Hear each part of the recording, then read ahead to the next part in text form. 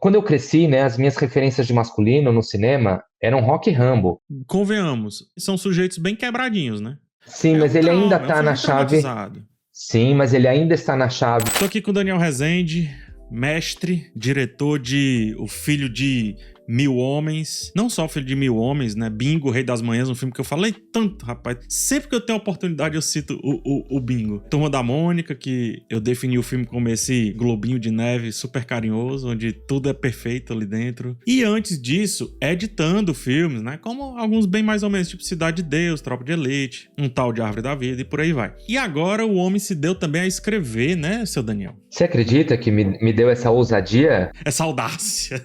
Essa audácia de não só querer adaptar Walter Ugumãe, mas pela primeira vez sentar e escrever um roteiro. Vou te dizer que eu gosto de desafios impossíveis. Então, e dentre os meus desafios impossíveis, estar aqui conversando com você é um deles, porque eu sou muito seu fã. Nem faz isso, porque o ego do crítico, ele sempre tem que estar no pé. Então não elogia crítico de cinema. Eu acho as suas críticas meio mais ou menos, mas você como pessoa é um cara muito legal. É assim mesmo que tem que ser com crítico de cinema. Não sabe nem o que tá falando, fala assim.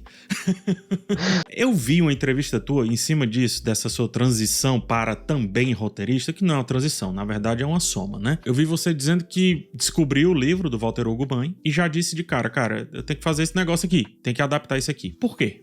Cara, não sei, eu tinha vindo de muitos anos fazendo Turma da Mônica, né, que foi tipo, uma experiência maravilhosa na vida, assim, mas eu tava procurando um projeto por um drama mais existencial, mais adulto, mais humano, e eu tava procurando um outro projeto, eu não sabia qual era, na pandemia eu peguei, me recomendaram esse livro, e eu já no primeiro capítulo, quando eu conheci o Crisóstomo, eu fiquei completamente apaixonado por ele, e eu ia lendo, ia descobrindo as personagens, a Isaura, o Antonino, o Camilo, e a me apaixonando por elas e me identificando nas dores, nas solidões, nas ausências, nas angústias, e ia ficando completamente maravilhado com a escrita do Walter Ugumãe, de como ele é muito humano e como ele gosta das personagens dele, por mais que as personagens sofram muito no livro, mas ele consegue encontrar uma visão ali dessas relações interpessoais que é muito humana, que é muito carinhosa, que é muito afetuosa. E eu acho que o mundo está precisando, principalmente nos dias de hoje, está precisando se reconectar com poder olhar o outro, escutar o outro, poder enxergar o outro. E aí, a partir disso, poder se enxergar, sabe? Então, eu li o livro e dizia, eu preciso fazer esse filme. Eu não sei nem te explicar o porquê, mas eu senti uma necessidade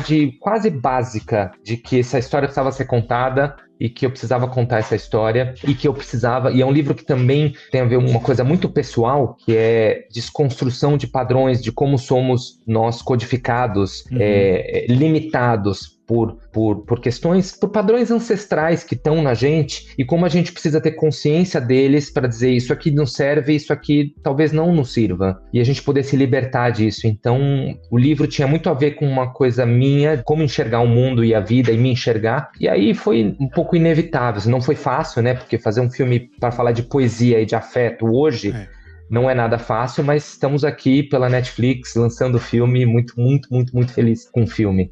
E é um filme extremamente poético. Eu acho um pouco redundante, às vezes. Eu levo isso pra crítica, dizer, esse filme é uma poesia. Todo filme meio que é uma poesia, porque poesia tá em muitos cantos, né? Quando se fala, eu acredito porque isso gritou mais do que qualquer coisa.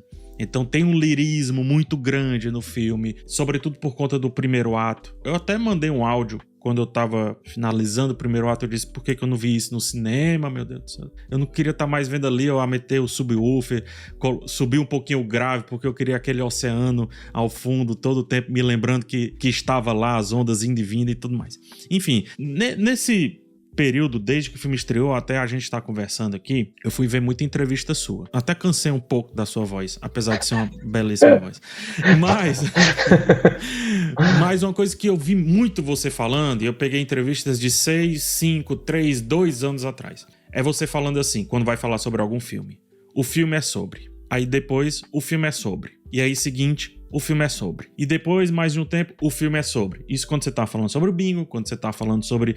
Até um corte que eu peguei você falando sobre a Árvore da Vida, enfim, todos os filmes. Eu vou te perguntar sobre o que é o filme na sua visão, pra você falar mais uma vez o filme é sobre. Mas, antes disso, eu também quero me gabar um pouco. Porque eu sou muito criticado por ficar falando que o filme é sobre. As pessoas falam muito na internet que o PH só fala sobre o que o filme é. Sim, mas esse não é o ponto. Não é o ponto de se fazer arte, meu Deus. É achar o sobre das coisas ou o seu sobre diante daquelas coisas. Enfim, o seu filme é sobre o quê, Daniel Rezende? Bom, primeiro, obrigado por me trazer essa luz e saber que eu sempre falo que o filme é sobre. Eu acho que eu nunca tinha percebido isso, mas eu tô falando sobre tomar consciência de quem se é e como se é, né? Como se colocar no mundo. Então, hoje, nesse momento, e essa percepção dessa consciência é diária, então hoje eu já percebi que eu talvez realmente seja muito preocupado. Preocupado não, mas que é uma coisa importante para mim. Mas o Filho de Mil Homens talvez seja o mais difícil de dizer sobre o que é esse filme, de todos os filmes que eu já fiz, porque todos os projetos que eu já fiz, principalmente os projetos como diretor, eu sempre digo que eu gosto de entender o que é a faísca que está aqui dentro. Tem uma faísca aqui que ela começa e às vezes eu não sei nem botar ela em palavras, mas eu preciso entender o que é, porque é isso que vai fazer o projeto existir, que eu vou poder conseguir de alguma forma convencer as pessoas a entrarem nesse sonho coletivo junto, e eu vou conseguir realizar esse filme, e esse filme vai conseguir chegar nas pessoas. Então, quando eu falo o filme é sobre, é esse entendimento que às vezes ele é racional, às vezes ele é só sensorial, do que é que te motiva. Então, se você não tem esse entendimento, que de novo, às vezes você nem sabe colocar em palavras sobre o que é o filme, eu acho que o filme fica um pouco boiando, assim, sabe? No que ele é. Então, o Filho de Mil Homens, e aí eu volto no que eu acabei de falar sobre quando eu li o livro, ele é sobre os conceitos ancestrais que nos chegam e como a gente lida com eles para as próximas gerações.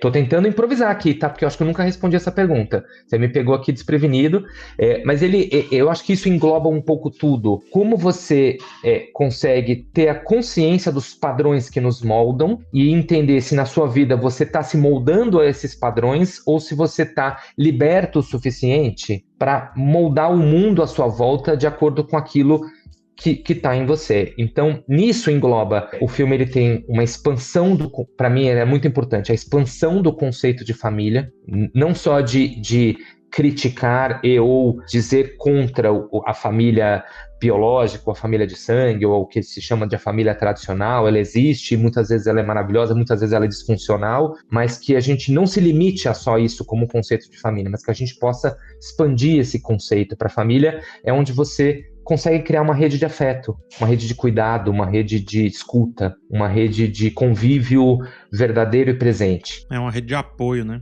Uma rede de apoio, e ela pode ser aonde você achar ela, e aonde você é aceito, aonde você é acolhido, aonde você é visto. Você falar no mundo de hoje através da poesia, que no livro era uma poesia escrita e no filme eu tive que transformar ela em códigos, símbolos, metáforas visuais, mas através disso, sensorialmente, através do silêncio, que as pessoas se conectem com sensações que começam de muita dor, muita solidão, mas que elas transmutam para um lugar de afeto, acolhimento e pertencimento, poder, a partir daí, falar de paternidade e falar do masculino de uma maneira que a gente pudesse, nesse filme, deixar uma referência de paternidade masculino que não está na chave da violência, na chave da imposição, na chave da competição, na chave da força, e sim da ausência. De tudo isso, do não poder sentir, do não poder expressar o sentimento, de não poder lidar com as suas fragilidades e passar por uma referência onde de um puta masculino, que eu acho que é o Crisóstomo,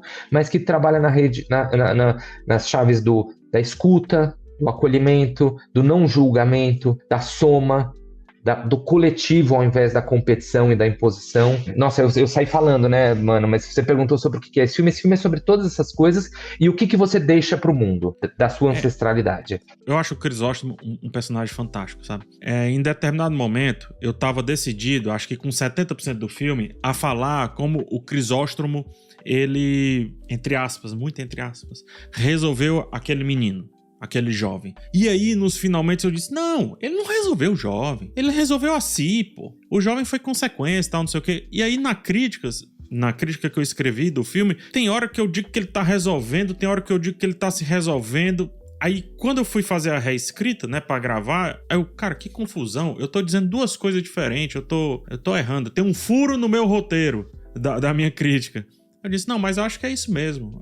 Acho que há essa confusão no filme. Quando você fala o seu sobre, acho que essa é a confusão que fez as coisas fluírem pro lugar certo, né? De que ninguém muda sozinho e tampouco muda o outro sem se modificar de alguma maneira, né? Exatamente. Então, se eu fosse colocar o filme num sobre meu, não o seu, já que o autor morreu uma vez que o filme foi lançado, eu colocaria dessa forma por aí também. Tem uma frase no filme que é do livro, que é uma frase do Walter Ugumãe, que é: com seu inusitado entusiasmo mudava o mundo. Sim. Então, a partir do momento em que ele né, um personagem que sai de uma solidão profunda, de uma dor, de uma angústia profunda, consegue encontrar um entusiasmo na vida, ele mesmo, com ele mesmo, ele muda o mundo, ele muda o Camilo, ele muda quem tá em volta dele, ele muda.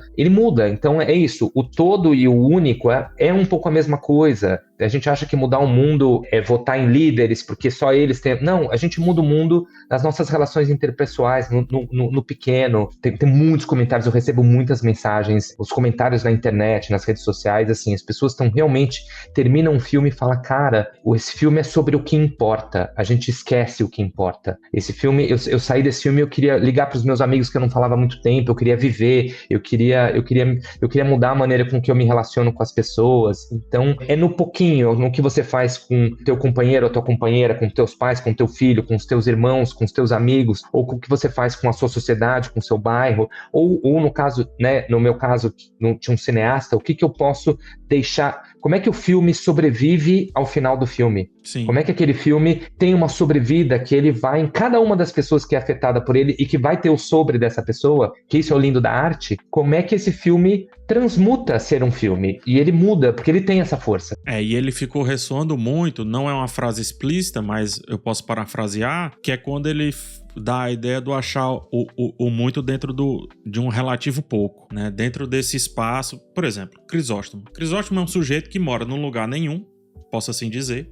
Por que eu digo lugar nenhum? Porque do lado não tem vizinhos, de frente tem uma vastidão que a gente também não sabe o que está do outro lado. Ao mesmo tempo, ele não precisa se preocupar com o que está além, porque não existe porta, tanto que você reforça várias vezes nos colocando fora de onde estão os personagens para que a gente perceba bem o isolamento daquele lugar, aquele não lugar e etc. E ele acha muito absurdo, um gigantismo dentro daquela, entre aspas, daquele pouco que se tem ali. Ele acha uma família, ele acha uma vida para resolver, como é a do Camilo, ele acha a si mesmo, ele acha tudo. E ele faz as outras pessoas acharem tudo também dentro daquele seu relativo pouco. E aí eu fiquei, porque foi muito curioso. Depois desse filme, eu viajei pro interior, Sertão Central, onde a gente vê muita gente vivendo esse pouco de uma maneira que não pareça pouco. Porque quem define o pouco é a gente que tá aqui do lado de cá, achando que a vida é uma ruma de berimbelo que você tem dentro de casa, é a ruma de coisa que você, né? A ruma de coisa que você tem, o carro é aquilo outro. E aí isso ficou ressoando muito assim na minha cabeça. Como muita gente se afasta de algo dito medíocre por achar que é o superlativo que vai resolver as coisas. E não é, né? Crisóstomo prova que é o simples. É o me dê 2 churros, então. Ah, eu não quero comer. Então eu como. Olha que relação fácil de resolver as coisas. E a gente tá numa época onde a gente complica... Na época não, sempre foi assim. A gente tá complicando tudo muito, assim, sabe? Tudo é muito complicado, tudo precisa de uma equação muito complexa. E, na verdade, às vezes, 1 mais 1 não precisa ter o igual a x depois. É só 2 mesmo. Enfim...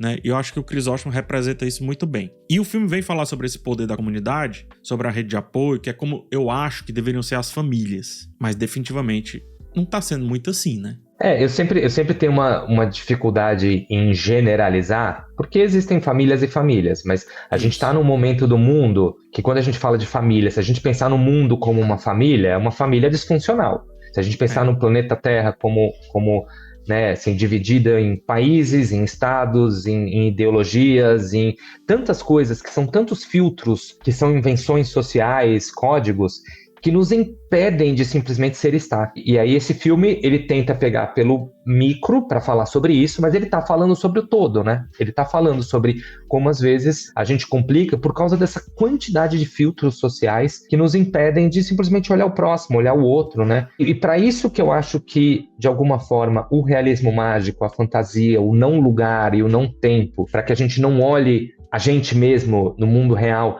e a gente vá para um lugar lúdico, o lúdico ele tira essas camadas sociais, a gente olha, a gente entende, e depois, a hora que acaba o filme, você quase que traduz isso para o mundo real. Então eu gosto muito de criar mundos imaginários, né? Se você olhar o Ninguém Tá Olhando, o Turma da Mônica e o Filho de Mil Homens, são todos mundos que não são o nosso mundo. Eu gosto de criar novos mundos pra gente entender o nosso mundo. Isso me pegou, sabia, Daniel? Porque assim, tô olhando não o Daniel como diretor, Daniel mesmo. Eu tinha uma visão um pouco mais pragmática sua, assim.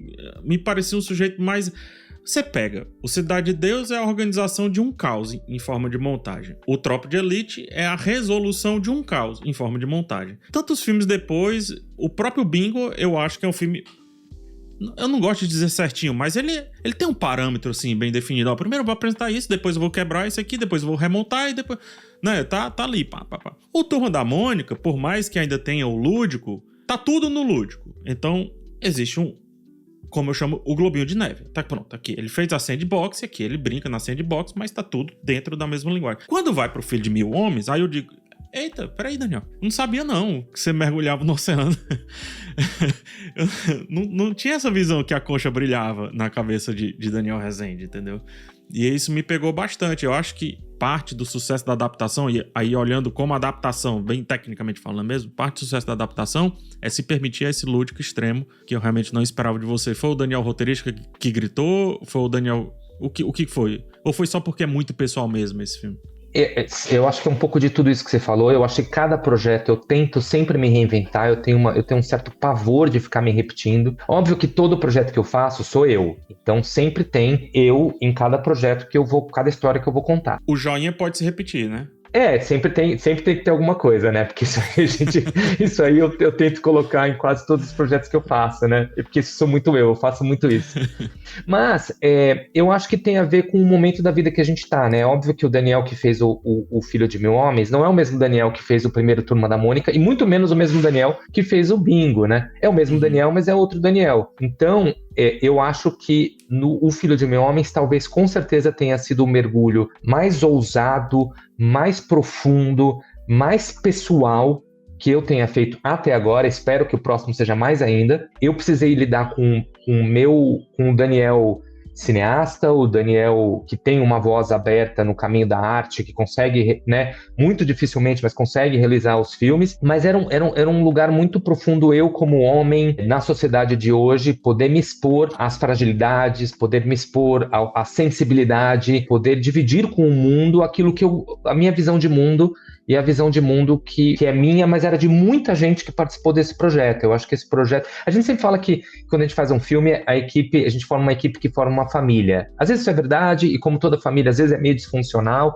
acontece. Nesse projeto especificamente, era muito impressionante. Cada pessoa que foi entrando nesse projeto se sentia intimamente ligado a esse projeto. Todo mundo que entrou nesse projeto não queria estar em outro lugar naquele momento, sabe? Então, eu senti que o filme tinha um poder quando eu expus o que era de mais pessoal. Tem muita coisa... O filme é uma adaptação que, de alguma forma, tem a sua unidade própria, mas ele é muito fiel ao livro, eu acho. Eu acho muito fiel ao livro. Desculpa interromper, mas... Imagina. Ele parece que tem um... Isso geralmente é ruim, mas não é ruim nesse caso. Geralmente, ele parece que tem uma coleirinha, assim, sabe? Ah, vou sair um pouquinho, volta. Ah, vou sair um pouquinho, volta. Não, volta, relembra.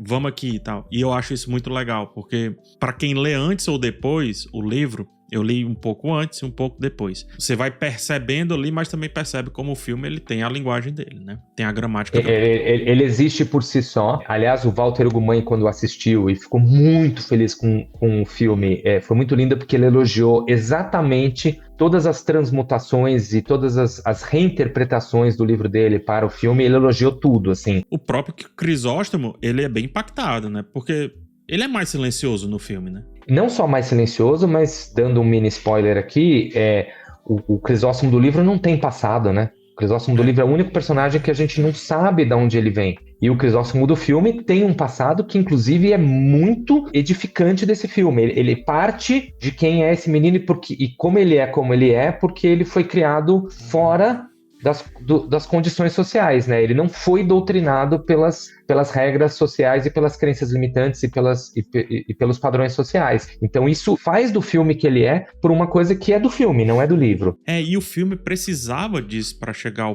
ponto final. É verdade, legal.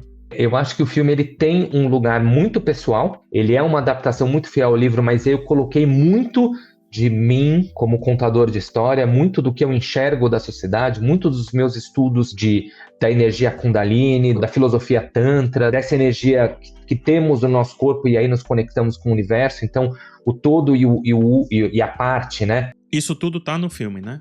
Isso tudo está no filme. Eu sou um grande leitor de Jiddu Krishnamurti, eu adoro Jiddu Krishnamurti, que é um grande pensador que já faleceu há muito tempo, né, da Índia, que fala muito sobre a libertação do homem pela consciência dos padrões que nos limitam. A liberdade é a consciência 24 horas por dia do que a gente faz, que é codificado por outra pessoa e não por nós mesmos. Inclusive, né, eu não só coloco o Camilo lendo, fazendo um easter egg do Walter Ugumãe, ele está lendo um outro livro do Walter Ugumãe, mas tem um outro momento em que o Camilo está lendo um livro com o avô, quando ele está na casa da avó, e ele está lendo um livro do Jiddu Krishnamurti, que eu pedi para todos os atores do filme lerem esse livro do Jiddu Krishnamurti para se preparar para o filme. Então tem várias coisas muito pessoais assim no filme. Por quê? Porque eu acho que esse filme fala exatamente sobre isso. Eu acho que eu vi uma conexão óbvia, quer dizer, eu não sei se isso estava na mente do Walter quando ele escreveu o livro, porque isso faz parte do processo dele, mas quando eu li o livro, essa libertação dos códigos sociais, que eu senti que a história que eu ia contar adaptada do livro tinha um pouco isso. O Crisóstomo, ele é uma casa sem portas e sem janelas, e pelo fato dele não estar fechado, pelo fato dele nadar entre esses símbolos de aprisionamento, né, as âncoras e os cadeados e as gaiolas, e ele ser um ser livre porque ele não foi codificado, e que isso traz para ele também, né, porque eu não gosto de ser muito maniqueísta, traz para ele uma solidão, uma dificuldade de se relacionar com as pessoas, que ele é caro. E a jornada dele é exatamente lidar com isso, né? Chega uma hora que ele sente que ele precisa ter alguém para passar tudo, para se relacionar, para cuidar, para ser cuidado, para ensinar e para aprender, né? Eu sentia que o Krishnamurti trazia para mim foi um grande fator de libertação para mim, de consciência dos padrões sociais e quem eu era e como o mundo é. E como o mundo, a gente acha que a gente tem livre-arbítrio e é livre, mas na verdade somos presos aos nossos passados e antepassados. Então acho que eu senti uma ligação entre o que eu lia do Krishnamurti e esse livro. Por isso que eu trouxe e pedi para todos os atores lerem. Alguns conheciam, outros não conheciam. Algumas pessoas que estão ouvindo a gente não conhecem, então vai buscar Jiddu Krishnamurti para ler. Muda a vida de vocês. E é por isso que eu falo que tem muita gente que chega e diz assim, é o crítico que fala sobre filme. Eu acho que todo mundo tem que falar sobre filme, todo mundo tem que gravar seu videozinho, seja lá o que for, apesar de ter muito ruído hoje, porque essa percepção eu nunca teria e nunca terei porque não lerei, não é do meu... Não gosto. Né? Não é da minha área de estudo. E aí, alguém pode pegar esse filme e ressignificar num ponto. Ressignificar não, colocar ele no lugar dele e em outros lugares. Por isso que eu digo, cara, às vezes é melhor um psicólogo falando sobre alguns filmes do que eu. Às vezes é melhor, sabe, um policial falando sobre um filme X do que eu. Eu tô tentando ali achar alguma coisa, sabe? Outras pessoas já acharam por essência, porque acharam em si mesmo o que o filme tá falando. E em cima ainda do que você vinha falando, só pra não perder esse fio da meada, que eu acho que pra mim é uma das coisas mais legais do filme, mais caras, mais importantes, que torna esse filme extremamente contemporâneo e, portanto, quando a gente for ver esse filme daqui a 10 anos, vai ser uma das coisas que muito vai ser citada. Que ele é também símbolo de um hoje que a masculinidade está sendo revista no cinema. Tratando como recorte, mas eu posso aumentar esse recorte, mas só que não vem o caso aqui, só em 2025 tivemos uma batalha após a outra que teve uma reestruturação ali da masculinidade. E para deixar mais claro, antigamente até um dia desse, o herói, e sobretudo nessa década Marvel, o herói usava um escudo, o herói usava um uniforme, ele escondia o rosto, o herói ele não podia ser frágil, o herói ele tinha que ser o rico bilionário não sei o quê, talvez filantropo, enfim. E aí depois que passa toda essa década Marvel, os filmes eles estão dizendo talvez o homem não seja tão assim. E aí vem filmes diversos, mas eu cito só 2025, a batalha após a outra, tem esse homem totalmente quebrado, assim, sem máscara nenhuma. A gente tem no mesmo ano o Edton, que é um homem querendo não ser isso, buscando ideais de um cowboy que não existe, não cabe mais. Eu cito também o filme do Bruce Springsteen, que é esse cara compondo ali um álbum extremamente pessoal e o filme mostrando por que esse álbum é daquele jeito, sabe? Quebrado, a dificuldade do homem de fazer uma terapia e etc. E eu acho que seu filme contribui pra isso também. Por que que o mundo tá falando do masculino dessa maneira, assim? Por que que essa ferida tá tão aberta no mundo de hoje que precisa ser tratada? Olha, Pega, primeiro eu fico muito lisonjeado de você colocar O Filho de Mil Homens nessa categoria aí, com esses filmes, com esses diretores. Na verdade, a honra é deles de estarem.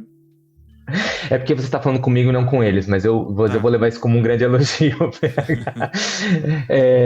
Eu acho o seguinte, cara, eu acho que essa ferida tá aberta desde sempre. A gente é que nunca queria olhar para ela, porque o patriarcado, estamos falando disso, mas o patriarcado tá aí, existe, ele é inerente, ele tá no nosso DNA, ele é ancestral. E é muito difícil a gente poder olhar para ele, a gente poder transmutá-lo, mais difícil ainda. Mas eu acho que assim, o mundo hoje que está nessa tentativa de frear os avanços que aconteceram no sentido de dar vozes a outras vozes, que não aquela voz de sempre, do homem, né, basicamente branco, heterossexual, que tem a força, a competição, a violência como chaves motoras da propriedade, tudo é propriedade dele, até as outras pessoas, até os mais fracos, as mulheres. O desejo da mulher é propriedade dele. Tudo é propriedade dele, tudo. Então, eu acho que nos últimos anos, tornou-se assunto olhar para isso e criticar isso e apontar o dedo, que é muito necessário, dizer, olha como é o mundo, olha como os homens são, olha como isso é prejudicial para as mulheres, eu não gosto da palavra minorias, mas para as pessoas que têm menos voz, para os grupos. E para o próprio homem, na verdade. É óbvio que o homem tem muito mais privilégio, é óbvio. Então, acho que isso aconteceu muito. Tem muitos filmes que são filmes, vou chamar de filmes denúncias, não sei. Mas eu acho que o que está precisando, e a arte tem o dever de fazer isso, ok, entendemos, temos a consciência, não que isso seja algo novo, mas assim, temos essa consciência, mas e aí? Como é que a gente deixa novas referências? Porque aí o homem fica, ok, não pode ser assim, mas como é que pode ser? Não sei, não existe um modelo, não tem. Aí os homens ficam perdidos, aí surge essa avalanche de red pills, de masculinidades mais do que tóxicas, mas de tentar segurar um pouquinho daquilo que lhes dava uma certa segurança dos seus privilégios. Então, assim, eu acho que O Filho de Mil Homens, para mim é difícil falar, a gente não consegue englobar um mundo aqui, mas assim, o que eu gostaria era... Quando eu cresci, né, as minhas referências de masculino no cinema eram Rock e Rambo. Convenhamos, são sujeitos bem quebradinhos, né? São quebrados, porque todos nós somos, todos os seres humanos são. E as pessoas não dão foco pra isso, né? Não. Porque, mas é porque que chora e que no final diz, pai, pelo amor de Deus, eu fiz, gente. Olha, tá vendo, Adrian? Eu fiz. Sim, mas ele ainda tá na chave... Sim, mas ele ainda está na chave da força, do ganhar, do vencer, do competir, e eu preciso vencer, ainda que o primeiro Rock acabe no empate, mas assim, ele tá nessa chave do vencer, de ser o primeiro lugar, de conquistar, e geralmente usando a força ou a violência. Assim como o Rambo chora pela estrutura que ele não tem, a estrutura que o traumatizou, o sistema que o traumatizou, e ele não tem. E o Crisóstomo não, ele reconstrói uma estrutura que deveria ser a mais normal, a mais tranquila, que é a família, né? Sim, mas as chaves dele nunca estão pela violência, pela imposição, pela força e pela competição.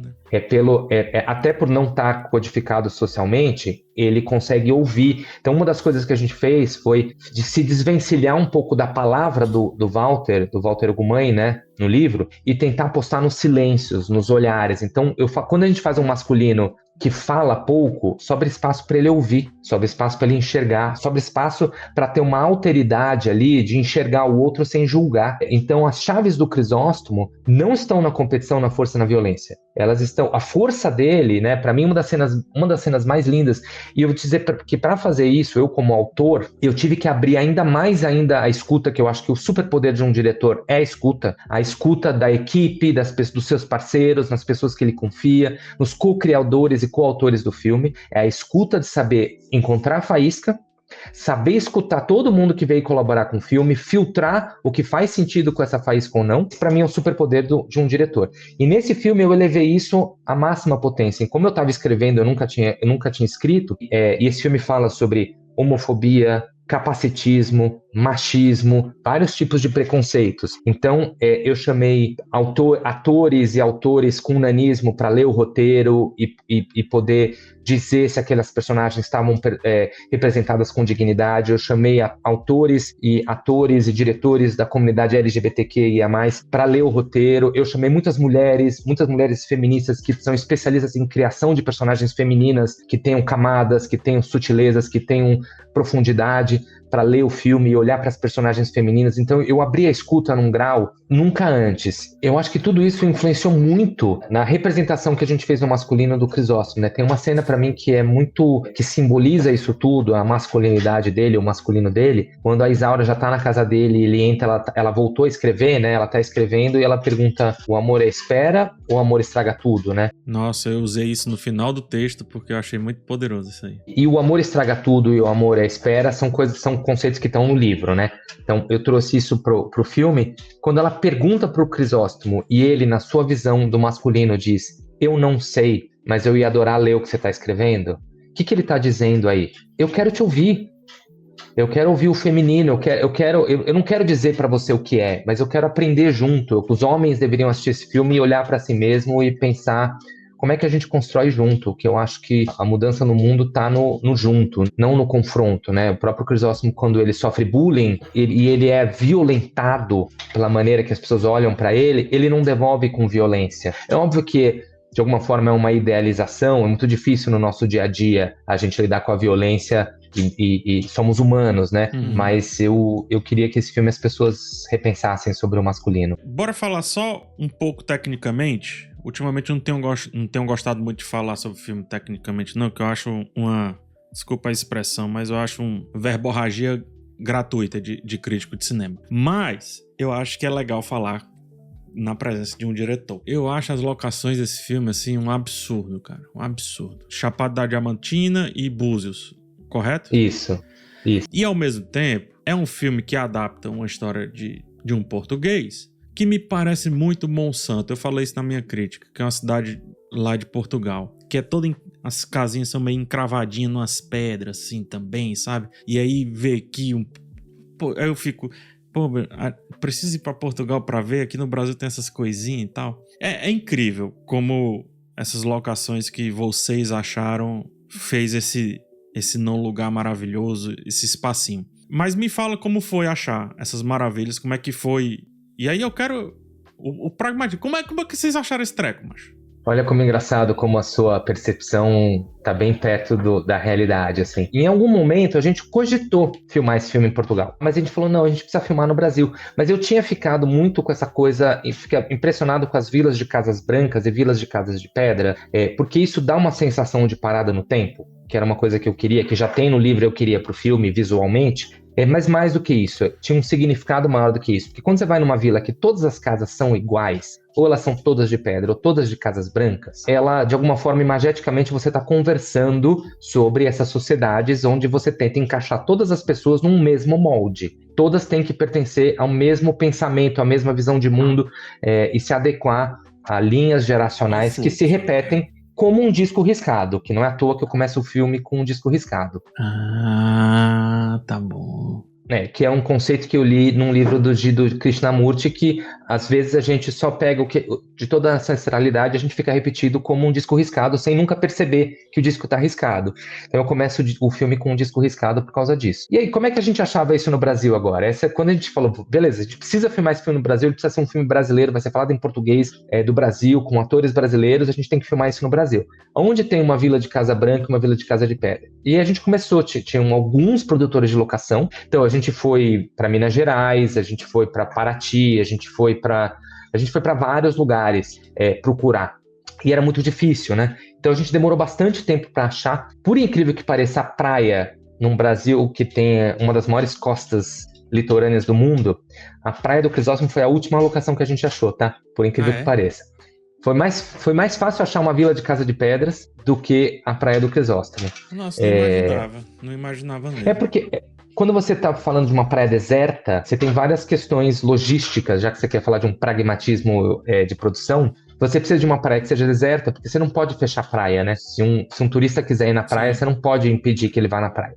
Então ele tem que ser deserto o suficiente. Estrutura pro time, né? Você chega a 100 pessoas, umas 80, 70, 110 pessoas, dependendo do dia de filmagem. Você precisa chegar, precisa ter banheiro, precisa ter onde almoçar, você chega e volta. Você não pode ter uma estrutura que você gasta muito tempo fora da tela filmando. Você precisa chegar lá. Então, tinha praias que a gente achou que eram lindas, mas você só chegava de barco, você tinha 40 minutos de trilha para chegar. Como é que você filma? Não filma. Então foi muito difícil achar. Mas a gente achou em Búzios, que é uma praia que chama José Gonçalves, que é linda, pouco conhecida, mas tinha uma estrutura. Era difícil chegar lá, mas a gente tinha uma estrutura que a gente conseguiu fazer. E a Vila da Casa de Pedra, a gente começou a achar na internet, foi até a Karen Castanho que me deu a dica, que é uma das produtoras da Biônica Filmes, né? Aliás, a Biônica Filmes e a Barry Company, que são as duas produtoras do filme, queria deixar aqui um agradecimento a elas, porque eu não conheço produtoras que amaram tanto, abraçaram tanto um projeto e deram tanta liberdade para um diretor criar junto e foram atrás de transformar esses sonhos em realidade. E foi a Karen Castanho da Biônica Film que falou assim, eu acho que na Chapada tem umas casas de pedra. Aí eu comecei a procurar na internet e achei aquela casa que abre o filme. Certo. É uma casa construída embaixo de uma pedra. Inclusive, essa casa está no Airbnb. Se você quiser passar uma noite lá, é só entrar no Airbnb, você vai achar, lá na cidade de Igatu. Sabia que na primeira vez que me mostrou, eu disse assim, é 3D. É CGI. Não é? Uma casa existe, ela é daquele jeitinho lá. E quando eu vi essa casa, a primeira coisa que eu lembrei foi Monsanto, porque eu tinha tirado várias fotos de casas que são construídas embaixo de pedras gigantescas. Aí eu falei, a gente precisa filmar aqui. Aí a gente foi para Igatu. No centrinho de Igatu, a gente teve que pintar as casas de branco, né? Porque as casas são todas coloridas lá. A gente fez as casas brancas lá e tem muitas casas de pedra lá em Igatu só que evidentemente em alguns lugares a gente teve que uma parte é de verdade e uma outra parte é reconstruída em 3D, né, das casas, certo. Quando você vê a vila, né, as ruas que seguem com casa de pedra, né? Casa branca, a extensão é construída. A casa do Crisóstomo é cenário. Foi construída, é uma praia deserta, a gente construiu uma casa. Ela foi, infelizmente, destruída no dia seguinte do último dia de filmagem. Eu nunca chorei tanto na minha vida. Depois, né? Podia ter ficado, foi muito difícil me despedir daquela casa. Aquela casa foi uma coisa muito especial. E aí divido esse filme, eu gosto muito de dividir a cocriação do filme com a direção de arte maravilhosa da Thaisa Maluf, assim, que é um primor. A direção de fotografia do Azul Serra, que fez um trabalho estupendo. O figurino da Manuela Mello, o figurino desse filme, ele é pensado nos detalhes, que inclusive foi a Manuela que me recomendou de ler esse livro na pandemia, então todos os créditos para ela. E a caracterização do Martin Trujillo, que é assim, a transformação que ele fez no Crisóstomo em todas as personagens, é muito impressionante. Então, e a montagem do Marcelo Junqueira, a trilha do Fábio Góes, que é uma coisa estupenda, e todo mundo, o trabalho de som do Toco Cerqueira, que fez assim, como a gente está no mundo do Crisóstomo, que a gente escuta a natureza, a gente escuta os pássaros, a gente escuta o cachorro, é vivo, o vento, as ondas. Um sonoro absurdo, isso me impactou tanto. Foi isso que toda vida eu ficava, era pra ter visto isso no cinema, no 5.1 ali, e a gente vai pras vilas, e aí a gente tirou todo o som ambiente, quase não tem nada, não tem um animal, não tem vida. Então, na vila é oco. É oco, e é uma coisa que a gente não percebe como o som é tão importante na narrativa, né? Você tá naquele ambiente dentro daquelas casas, daquela vila toda homogênea, e o som não tem vida, não tem... mesmo à noite, né? O Toco falava assim, mas à noite precisa de um grilo. Eu falei, não, tira o grilo. Mas como é que a gente sabe que é à noite? Porque tá lá, vamos tirar. Tira tudo. Porque aí toda vez que você chega na praia, o som faz assim do filme. É uma opulência absurda, assim, quando você chega na praia, tem outro... Sai do Crisóstomo, é meio inerte, é meio... E isso tudo é sensorial, né? O silêncio, e aí como o filme tem muito silêncio, isso fica mais evidente ainda, né? Não sei se é nessa cena, mas tem uma cena que eu fiquei tão nervoso, mas eu fiquei tão ansioso, que eu disse, ai meu Deus, vai dar alguma coisa errada. Eu acho que é quando Isaura vai nua pro mar, assim. Tenho quase certeza que é essa cena, porque vem de um silêncio absurdo, e aí depois vem toda essa opulência, todo esse impacto do oceano, que que eu já tinha domado, o Oceano do filme pra mim já era amigo. E aí nessa cena eu fiquei tão nervoso que eu disse, ai meu Deus, essa mulher vai morrer, não é possível. Vai acontecer alguma coisa, porque tá muito forte esse som. E nem era, né? Era uma cena, na verdade, bem carinhosa, inclusive de descoberta, de conexão, de finalmente conseguir se integrar e entregar, né? Ou seja, de estar de fato naquela família e de fato também estar livre das amarras, dos cadeados, utilizando aí o trabalho do pai. A culpa disso, obviamente, tudo compõe a narrativa, né? Mas a culpa disso, assim, é o silêncio que vinha antes, assim. Por isso que eu não critico quem sou eu também para criticar alguma coisa, mas eu não sou muito fã de filme que é barulhento demais o tempo todo, sabe? Eu também não. Porque aí eu paro de sentir o barulho, pô. Vira maçaroca, sabe? Tem que ter um silêncio. O barulho, assim. ele só tem impacto, ele só tem impacto quando ele vem do silêncio, quando ele vem da calmaria. Porque senão ele anestesia, né? Ele anestesia. Demais. Essa frase eu digo todo filme, praticamente. Quando tem ação demais, nada é ação. Quando tem comédia demais, nada mais faz rir. E quando tem som demais também, nada mais escuto. E aí vem o silêncio. Concordo e esse filme, plenamente. Ele vai modulando assim. Pá, silêncio. Toma essa lapada. E silêncio. Bom demais. E é um filme que vai, desculpa, você falando nisso, ele vai muito na contramão do algoritmo, né? Ele vai muito, e a gente apostou nisso, e daí... Ele é anti-algoritmo. Ele necessita... Eu falei isso na crítica, eu não abro mão. Você tem que olhar pra mim. Não olhe pro outro canto. É isso, é um filme de imersão total. Hoje em dia as pessoas, porque os filmes não permitem. Eu tenho porque também. É isso, porque a gente fica anestesiado, porque se sempre só entrega a mesma coisa, a pessoa vira um disco riscado.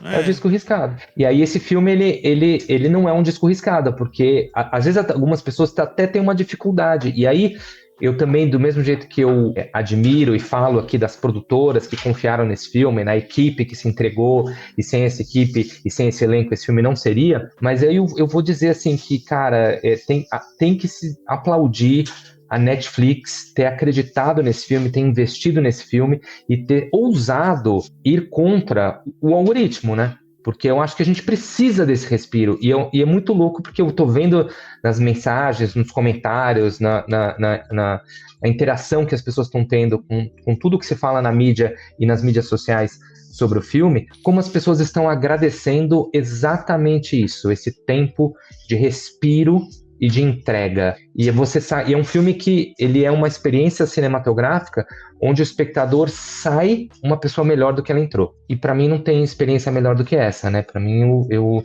sou muito feliz desse filme estar acontecendo desta maneira, chegando às pessoas pela Netflix e ser um respiro dentro da anestesia algorítmica que a gente está vendo nos filmes atualmente. E aí vai meu elogio, assim, eu sou sempre muito reticente a elogiar a empresa, portanto não vou elogiar a marca, eu vou elogiar o sujeito, que eu acho que é o que cabe, e aí vai me elogiar você. Você é um destruidor de regras, sempre que você faz uma transição, eu vejo você destruindo alguma regra. Eu acho que parte do sucesso da sua montagem, né, da sua carreira enquanto montador, editor, chama como quiser, era esse diálogo, às vezes, tá aqui a regra, aí na outra cena, quebrei a regra. Então, esse filme, volto a falar a palavra que eu falei na minha crítica, é essencial por isso, porque enquanto crítico de cinema vai me ajudar a pensar que 2025 era esse, onde os filmes estavam sendo de um jeito, e aí quando eu quiser citar um filme que vai contra isso, eu vou citar O Filho de Mil Homens, como eu já citei, por exemplo, O Vida Invisível de Eurídice Guzmão em outros aspectos, quando a gente tava falando de cinema brasileiro, que só falava de uma coisa, só falava daquilo, que só falava daquilo, então você não viu esse filme, O Filho do Palhaço, você não viu o Eurídice Guzmão, você não viu isso aqui, você não viu o Pacarrete, você não viu um monte de filme. Então você tá vendo só os filmes que você chega em você. Então acho que O Filho de Mil Homens entra como uma ferramenta para me ajudar também a falar sobre cinema no contexto geral, tá? E para ir finalizando, 2 perguntas em uma. Você era montador, aí você passa para dirigir, você dirige alguns filmes de apelo popular, e quando eu falo de apelo popular, é de figuras bem conhecidas. É o Bozo, figura bem conhecida. Não é, mas é. Turma da Mônica, pô, não tem apelo mais popular, né? Quando a gente pensa assim, a nossa história no Brasil. E você vai para um filme que não tem tanto apelo popular assim. Tem de um nicho específico, da literatura e tudo, mas no geral, pensando no Brasil e tudo, não tem esse apelo popular. Isso te deu mais liberdade, te deu mais receio, como que, inclusive, entra nesse palco o Daniel roteirista? Olha, a maneira que eu tenho para responder essa tua pergunta, sim e não, eu acho que eu estava buscando me reinventar, buscando outra maneira. Eu tenho, como eu falei, né, eu tenho muito medo de ficar me repetindo, tenho muito medo de ficar, beleza, então o Daniel é o cara dos filmes pop, de ícones pop, e mais do que isso, né, principalmente depois de ter feito 2 longas e uma série da Turma da Mônica, depois ter produzido outras coisas da Turma da Mônica, como Chico Bento, a série do Franjinha e Milena e tal, eu também estava ficando mais nichado ainda, que as pessoas estavam me chamando só para fazer filmes infanto-juvenis. E eu falei, não, eu preciso me reinventar. Cada filme eu gosto de me reinventar. Então, eu busco aquilo que eu não sei fazer. Então, foi quase natural buscar uma coisa que era muito diferente do que eu estava fazendo. Mas é porque eu acho que é uma maturidade mesmo que vai chegando. Eu falo, eu quero falar de assuntos mais complexos, eu quero desafios maiores. E assim, eu tenho uma coisa que eu acho que uma certa displicência, não sei se é displicência a palavra, mas assim, eu não sei se é audácia, mas assim, eu pego desafios que às vezes são muito grandes e eu não penso sobre os desafios. Entendi. Não, assim, eu peguei a Turma da Mônica para fazer, um dia eu acordei, tava vendo um filme infantil com meu filho, perguntou, né, de onde era esse filme, que inclusive era o Pequeno Nicolau, que é um filme maravilhoso, um filme francês maravilhoso. Que eu vi o primeiro filme com ele era jovem, criança, ele falou assim, quem é o Pequeno Nicolau, pai? Eu falei, é um personagem francês muito famoso lá, de livros, tá? Eu falei, ele é tipo um Cebolinha deles. Aí eu parei e falei, por que ninguém nunca fez um live action da Turma da Mônica? Preciso fazer isso. E eu não pensei que eu estava entrando num projeto com uma possibilidade de ser um projeto de 200 milhões de possíveis haters. Então, quando você pega... Isso assusta. Isso assusta. Então, o que eu faço? A minha imprudência, essa é a palavra que eu estava buscando, eu não penso sobre isso. Eu tiro isso da equação. E eu falo, eu vou fazer um filme que eu gostaria de assistir, no caso da Turma da Mônica. Como é que seria um filme que eu gostaria de assistir adulto, mas o Daniel criança gostaria de assistir e o Maurício de Souza gostaria de ver? Porque se eu fico pensando em 200 milhões de pessoas, eu não consigo fazer um filme para 200 milhões de pessoas. Sim, não dá, não cabe. No Walter Hugo Mãe, eu falei, como é que eu faço um filme que o Daniel gostaria de ver? Porque eu tenho certeza que, se ele for muito pessoal, ele vai comunicar com muitas pessoas, mas que o Walter Hugo Mãe possa ver e se reconhecer aí, sem que eu faça o filme especificamente para ele. Mas se ele for verdadeiro, vai tocá-lo. Então eu acho que o filme que aconteceu foi que o Walter Hugo Mãe chorou muito quando viu e ficou muito feliz com o filme, e as pessoas estão assistindo e terminando o filme aos prantos, muito emocionadas. Não é um filme para todo mundo, tem pessoas que não entram nessa eu digo, é um filme que você tem que entrar na frequência desse filme. Você tem que ter aí uma questão de sensibilidade que você entenda isso. Não é para todo mundo. E tá tudo bem não fazer um filme para todo mundo. Mas eu acho que quanto mais verdadeiro e presente ele for, com mais pessoas ele vai se comunicar. Então eu gosto de desafio. Eu acho que é isso a resposta. Só para dizer, você não precisa responder isso, mas eu tô pronto para um filme Cloizal do Daniel Rezende, tá? Que ele edita, que ele filma, no caso fotografa, dirige e roteiriza. Se por acaso dá até pra protagonizar, porque tem lata pra isso. Tá? Não precisa falar nada. Eu sei que você não gosta, você gosta de construir a família, esse negócio todo, mas é porque eu gosto de filme assim também, bem pessoal. Só deixando aí no ar. Muito obrigado, eu levo isso como um grande elogio. Mas é isso. Cara, muito obrigado pelo papo, pra gente conversar. Eu acho que trouxe outros olhares bem bacana pro filme, e eu gosto de dizer pra audiência, o olhar da direção, do roteirista não é o definitivo, porque se fosse, o filme não precisava ser publicado. Eu vi muita gente conversando sobre o meu texto também, sobre o filme, dizendo assim, putz, eu não peguei isso, e outros dizendo, acho que não é bem sobre isso, e eu acho que quando um filme consegue ter esse nível de discussão, ele foi bem sucedido. Um filme bem sucedido não é um filme de bilheteria alta, um filme bem sucedido não é tantas coisas que falam por aí. Acho que é um filme que muita gente diz que eu acho que.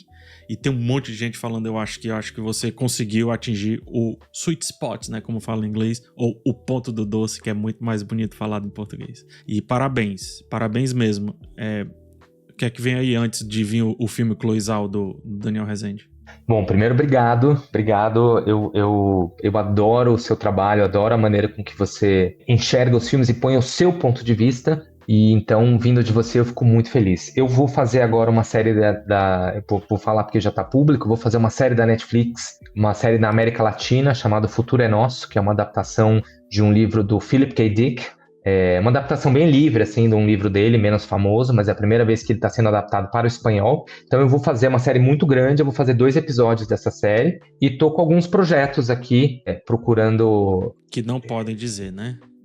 Não posso dizer, infelizmente, mas estou com Entendi. alguns projetos. Mas tem uma coisa aqui no Brasil, é muito difícil, porque no Brasil, não importa o que você faça, né? Você sempre meio está começando do zero. É muito impressionante isso. Então, eu estou aqui com algumas pessoas falando, mas tem projetos que são mais autorais. Acho que eu achei um lugar que eu quero continuar falando, de desconstrução de padrões, tentar entender o ser humano pelas alegorias, pelas metáforas. Então, eu tenho 2 projetos por aí. E tem um projeto um pouco mais realista que me convidaram, que eu estou muito, muito ansioso por fazer, mas ainda demora um tempinho. Infelizmente, fazer cinema custa caro, envolve muita gente e demora muito tempo. Então, infelizmente, vai demorar um pouquinho para a gente falar de novo sobre um novo filme, mas eu vou adorar a gente estar falando de novo daqui a pouco. Aí vem o crítico e fala, devia ter feito assim. Caras chatos. Mas é isso. Forte abraço. Até a próxima. Obrigado. Ah, é verdade. Tem que ter o double joinha.